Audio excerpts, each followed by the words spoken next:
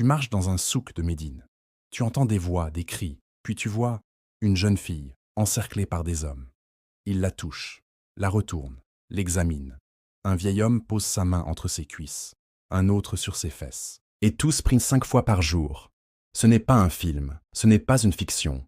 Ce sont les récits authentiques de l'histoire islamique, conservés dans les recueils les plus respectés. Sunan al-Kubra de Al-Bayhaqi, volume 5, page 329. Ibn Omar fils du grand calife Omar Ibn al-Khattab entre dans un marché. Il voit une esclave entourée de vendeurs.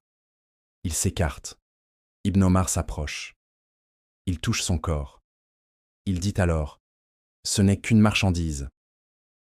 Musannaf Ibn Abi Shayba, volume 4 pages 34. Rapport de Nafa. Ibn Omar posait sa main sur ses fesses ou entre ses cuisses. Parfois, il soulevait ses vêtements pour voir ses jambes. Un autre homme pieux dit « Je ne fais pas de différence entre toucher une esclave ou toucher un mur ». Et Abu Jafr, un savant respecté, il toucha les seins et la poitrine de la jeune esclave avant de l'acheter. Source. Musannaf Ibn Abi Shayba, même volume. Alors non, ce n'était ni une erreur, ni un dérapage. C'était une pratique normale, validée par les savants, autorisée par la charia.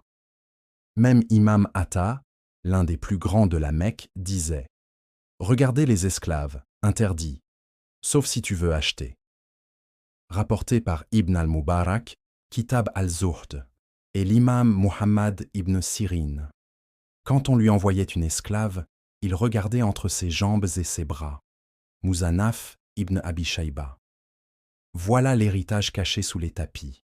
L'esclave n'était pas une sœur, pas une fille, pas un être humain.